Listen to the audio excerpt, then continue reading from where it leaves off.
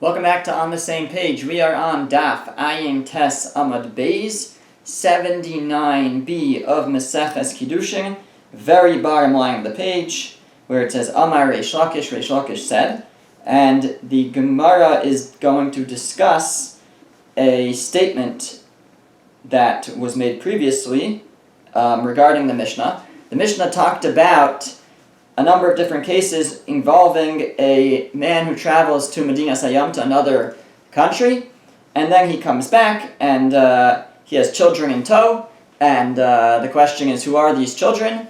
Do we assume they are of good yichus, of good lineage? And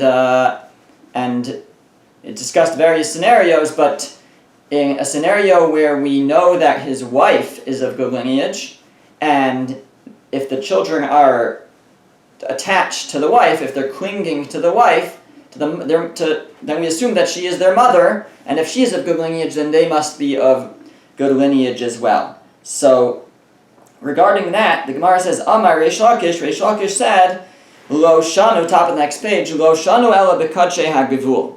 That which we can assume, based on their clinging to their mother, that they are of good lineage, that only works with regards to their ability to eat kadshe hagavul, kadshim, holy foods of the borders, meaning holy foods, not karbanos, because karbanos are eaten in Yerushalayim or in the Beis Hamikdash itself, but holy foods that can be eaten even outside Yerushalayim, which is truma. So only kohanim could eat truma, and these children, if this man who went to the other country is a kohen, and we know this to be his wife, then we can assume that the children are his children, and they are allowed to eat of truma as well. Aval b'yuchsing, but with regards to yuchsing, with regards to having one of these children if a daughter, let's say, marry a kohen, so then we cannot rely on the fact that they are clinging to their mother. We would need some kind of testimony that she is indeed the mother to negate the possibility that they are actually chalalim. We have to verify their lineage before one of these girls would be able to marry a kohen. That's the opinion of Reish Lakish. Again, we only use the chazaka. There's a chazaka here. There's a presumption from the fact that they're clinging to their mother, she must be their mother. Reish Lakish says that chazaka only goes so far as to allow them to eat truma, but to allow them to marry a kohen, we can't do that just based on the chazaka. We need some kind of testimony. Rabbi Yochanan Amar, and Rabbi Yochanan says, Afigu b'yuchsin, even with yuchsin, even with regards to marriage, we can rely on this chazaka, a chazaka that whoever they're clinging to is indeed their mother, and they'd be allowed to marry. A kohen. The Azar Rabbi Yochanan Latame. The Gemara says Rabbi Yochanan goes according to this reasoning. The Amar Rabbi Bar Abba, Amar Rabbi Yochanan. Here Rabbi Yochanan is really following his own line of reasoning, because we know, says the Gemara, that Rabbi Bar Abba says in the name of Rabbi Yochanan, Malkin ala chazakos. We're willing to give malchus, to give lashes based on a chazaka, and not only that, but soklin v'sarfin ala chazakos. But we can even give somebody skila, stoning, the death penalty of stoning, or sreifa, or the death penalty of burning, having hot lead poured down their throat as a means of capital punishment, al hachazakos, based on a chazaka, ve'ein sarfin truma chazakas. However, we won't burn truma, we won't destroy truma based on a chazaka. So what are the cases here? The Gemara will elaborate. What did Rabbi Yochanan mean when he said, first of all, malkin ala chazakos, that we would give malchus, we would give lashes based on a chazaka? Rabbi Yehuda, like that which Rabbi Yehuda says, the Amar Rabbi Yehuda, that Rabbi Yehuda says, huchzika nida b'shchenoseha, if a woman has a chazaka, she's established to be a nida amongst her neighbors, bala loke aleha mishum nida, we would give the husband malchus if he would have relations with her, assuming that she's a nida based on the chazaka. How does a woman get a chazaka that she's a nida? So it used to be that a nida would wear special clothes, and identifying her status as ritually impure. And let's say she wore those clothes, and amongst the neighbors, everybody assumed that she was a nida because she was wearing her nida clothes. And then she had relations with her husband without going to the mikveh first, without purifying herself. So in that situation, if there's witnesses to what went on, so she could get, she and the husband as well, would get to Malkus. It's actually a potential chiyuv kares, spiritual excision, although God will know what their real status is, but the based in the court here, based on the chazaka that was established by her wearing her nida clothes in public, will assume her to be a nida and will give malchus for them, will give lashes for this violation of having relations with the nida. That's the example of malchus. Now, soklin v'sarfin ala chazakos, where do we find that even more than that? We'll actually give skila or sreifa, stoning or burning based on a chazaka, Kedarabba bar Rav Huna, like that which Rabbi bar Rav Huna says. The Amar Rabba bar Rav Huna, that Rabbi bar Rav Huna said, Ish v'isha, if you have a man and a woman, tinok v'tinokas, and they have either a male child or a female child, shehigdilu b'soch habayis, or actually both, they have a male child and a female child, and they grew up in their house, niskalin zalzeh v'nisrafin zalzeh. They could get skila over one another, and they could get sreifa, they could get burning. Again, burning really means hot liquid poured down their throat as a capital punishment, based on the established assumption here. And that is that if you have a man and woman living together, presumably they're married, and if they have children living with them in the house, presumably those are their children unless we know otherwise. And we will assume that, so much so that if they would have relations with each other, so they would, an incestual relationship, that would, based on the chazaka, this established assumption, we don't know for sure that they're married, we don't know for sure that these are their children, but we will assume that based on context, and we will, and the court will dole out capital punishment based on that assumption. So if if a woman has relations with her son, so that is chayav skila, that gets the death penalty for both the son and the mother, if he's an adult. And so we would give skila based on this established assumption that this is the mother of this boy. And if a father has relations with his daughter, then they are punished with sreifa, with this burning punishment, and we will do that based on, again, this chazaka, this established assumption that they are related, even though we don't have actual testimony that they are father and daughter. So this is an example where we would give skila and sreifa based on a chazaka. However, we said, fine, actually, now it's still on this topic before we get to the truma and the not burning truma. The Gemara continues and says, Amar Reb Shimon ben Pazi, Amar Reb Yeshua ben Levi, Mishum bar kapara. Reb Shimon ben Pazi, second name of Yeshua ben Levi, and name of bar kapara. Maisa be'isha shebas l'Yerushalayim. This actually happened. There was a woman who came to Yerushalayim, came to Jerusalem, Betinok Murka V'la Akseifa, and she had a baby on her shoulders, Vigdila. So when she raised that baby, Ubala, and then eventually that boy, it was a boy, when he grew up, he had relations with this woman that had cared for him. Ve'viam lebeistin, so they were brought before the court, V'sakum, and they were given the death penalty of skila for this incestual relationship. Now, not because we knew for sure that this was her son, but rather because he always cleaved to her. And there was this established assumption, this chazaka, that if a woman comes and she has a baby with her, so we assume that that baby is her child, and therefore, when this boy grew up and they had relations, that was assumed to be a mother having relations with her son having relations with his mother, and they were given skila. However, the Gemara says, the Mishnah, the Rabbi Yochanan had said, "Ve'ein sarfin truma ala chazaka." So we won't burn truma based on a chazaka. What's that talking about? Da'amar Reb Shimon ben Lakish, because Reish Lakish said sarfin ala chazakos. Reish Lakish said that we will burn truma based on a chazaka.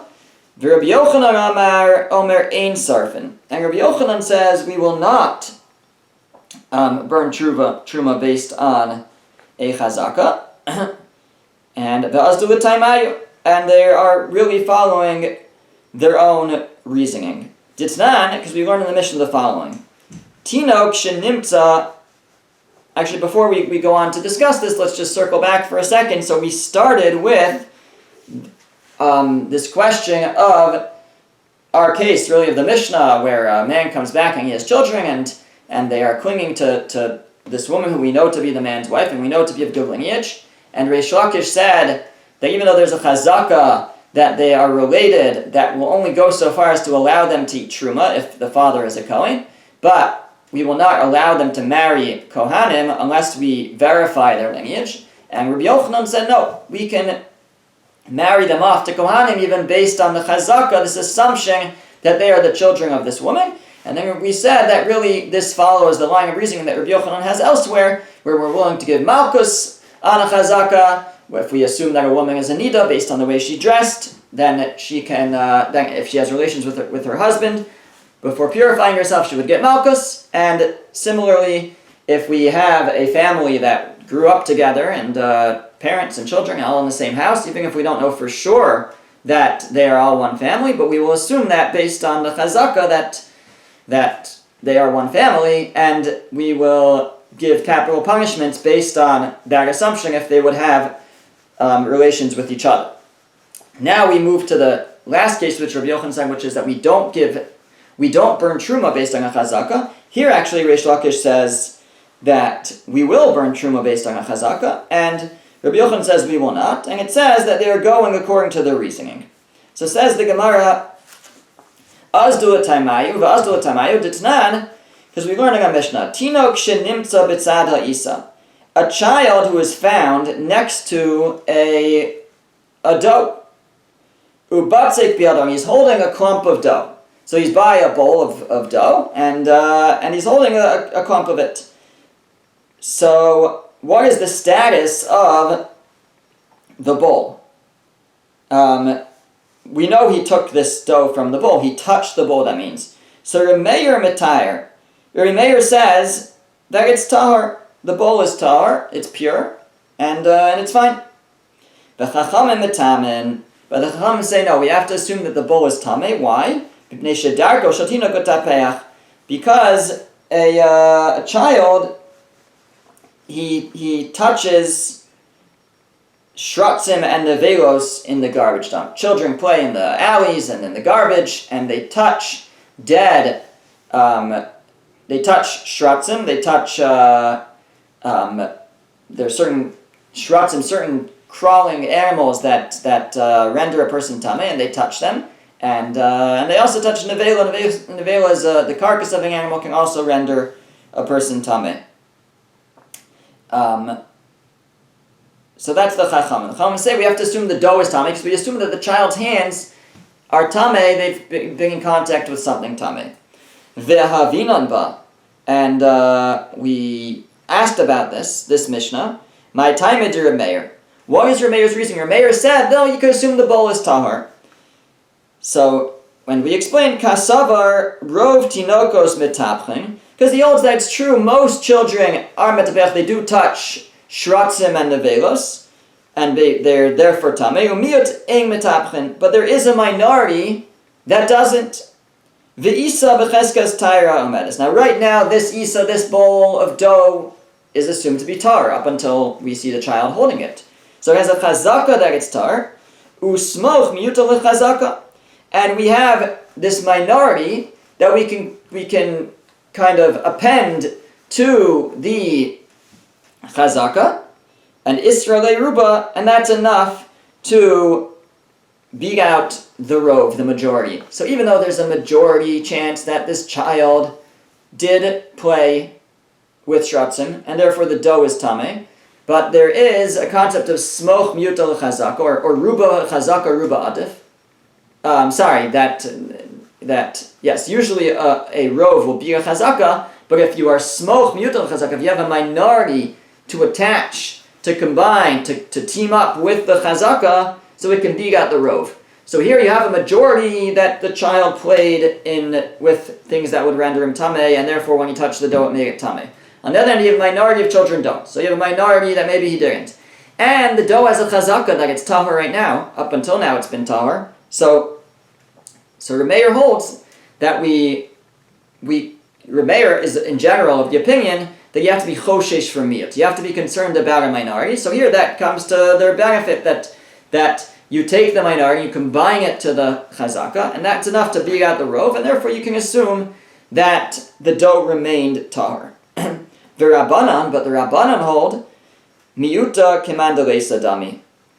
They hold that the miyut, the minority, is like it's not here at all. When you have a majority, you have a minority. So the majority completely destroys the minority. There is no, we don't reckon, we don't consider the minority at all. So all we have here is that we have a rov that says that the child played with shratzim and is tameh. We have a miyut, we have a chazaka that the dough was tahor until now, but ruba v'chazaka, ruba adif. But the rule is that if you have a rov versus a chazaka, the rov wins out, the majority wins out. So there's a majority that he played with shratzim. There's a chazaka that it was tahor up till now, but the rov beats out the chazaka. And therefore the Rabbanan say that we'll assume that the dough is tameh. So about this, Amar Reish Lakish Mishum Rabbi Oshia Zuhi Shesarfin Aleh Asat Truma. Reish Lakish said this is the case where we will actually burn truma, because Reish Lakish said Sarfin ala chazakos will burn truma based on a chazaka, and it's not exactly a chazaka here. It's really a rov. But we don't have actual testimony. We're relying on a rov, on a majority, and based on that, we're ready to actually burn this truma. Rabbi Yochanan Amar Ein Zu Chazaka Shesarfin Ala Truma. Just what truma are we talking about? Meaning even if this dough, is truma, so. Well, Reish Lakish says we assume now that it's tamei truma and it should be burnt. Tamei truma gets burned, so we would burn it. This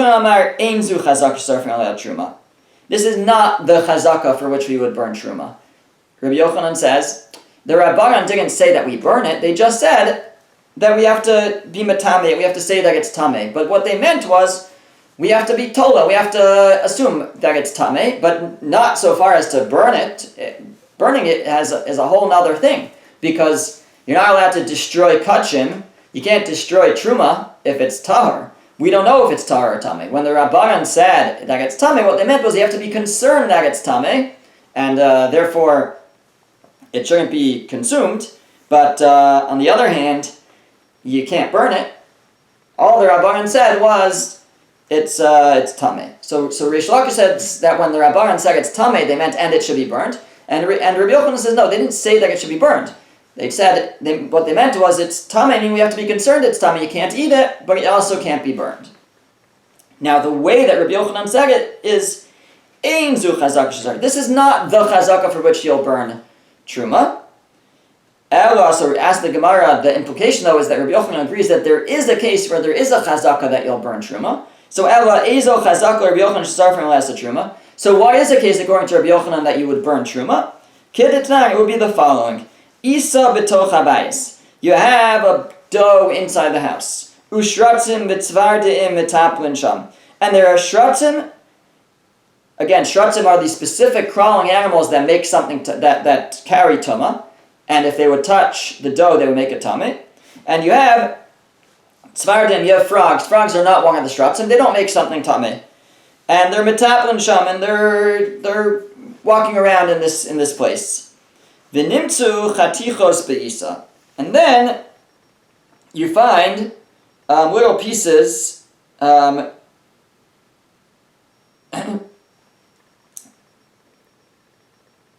the dough.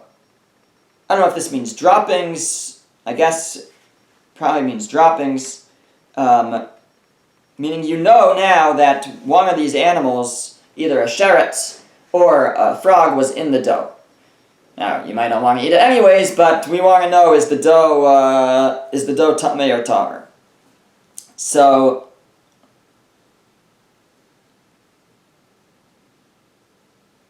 says this Mishnah, or it's a brisa really, imrov shratzim tameya. If the majority of the animals present there are shratzim, which would render the dough tameh, then we have to consider the dough tameh. Imrov tzvardaim tahor. But if it's majority frogs, so then we would assume it to be tahor. So here Rabbi Yochanan would agree in the situation that there's rov shratzim, then he would agree that you would burn. We would assume it's tameh, the truma. So much so that we would burn it. What's the difference between this case and the case of the kid? The difference is that here the item of that's metame is actually in front of us. In the first case, it's 2 steps away in a certain sense, right? It's that most kids play with shratzim, and so he probably played with the sharts, and then he touched the dough. But the shart, we don't see the shratzim here. So that is still a little bit questionable to that the dough is tameh, and therefore Rabbi Yochanan would say we have to assume it's tameh, but we can't burn it based on that. You can't go so far as to destroy Kiddushin, destroy truma, based on that assumption. But you can't eat it, but you can't destroy it. Over here, though, the actual shratzim are there. That which make their dough tameh are present, those crawling animals, and therefore, if there's a majority of animals here are those crawling animals, and the frogs are just a minority, we will assume that one of those shratzim went into the dough, and in that case, we will render the dough tameh. Okay, the Gemara says, Tanya kavasei Rabbi Yochanan.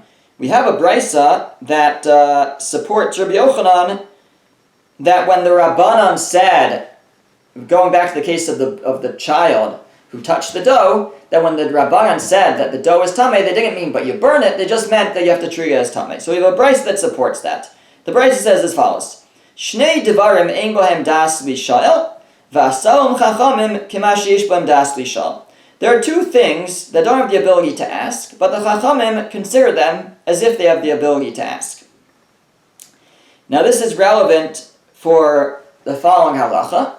The halacha is, there's a unique halacha l'Moshe Misinai, when it comes to tumah, and really suffix tumah, when we have a doubt regarding tumah, regarding ritual impurity, that if the doubt comes about in a reshus hayachid, in a private domain, the halacha is that out of a suffix we are stringent and we consider the thing tameh. If you have something in doubt, if it's tahor or tameh, and the doubt occurs in a private domain, a reshus hayachid, the halacha is suffix tumah reshus hayachid tameh. We consider it tameh.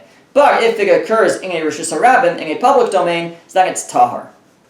That's true if the person to whom it occurs is someone who has das, that we could technically ask them what occurred. I guess they may not be here to ask them, but you can technically ask them, and that's where we have the suffix. Then we follow that rule. But in a situation where the person has no das to ask them, there's nobody to ask, so then suffix tumah, even in reshus hayachid, is tahor.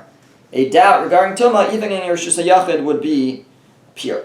So here, though, the Gemara is saying there's 2 situations, though, where even though it doesn't have das lishal, even though the person to whom the suffix occurred, we cannot ask them, they don't have the intelligence to ask them, but still we'll be stringent and we'll say that it's tameh. So what is that? So Tino Kada Amran, right? He said Tinok and one other thing. Child and one other thing. So Tinok Kada Amran. Tinok means our case. The case of the child. Child doesn't have das. He's not considered to be of intelligence that we can ask them. Did you play with the sharets or not?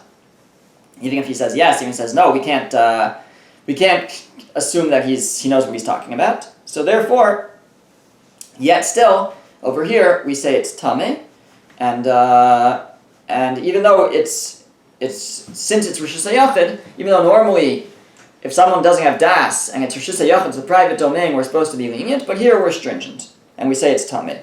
Ve'od acheres, and then there was one other one, mahi. So what's that other case? It's the following: Isa b'soch habayis. You have dough in a house.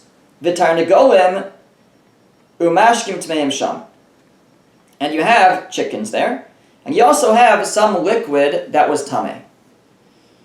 V'nimtzu nikudim, or nikurim v'isa.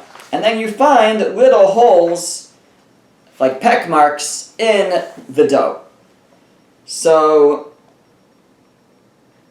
the issue here is that the chicken pecked at the dough. Now that's fine, doesn't make the dough tameh, but if the chicken first drank from the water and then pecked at the dough, and this liquid that was tameh, so then he brought the tameh liquid into the dough, and now the dough is tameh. So what do we assume? We see peck marks. Do we assume that the chicken brought liquid into the dough?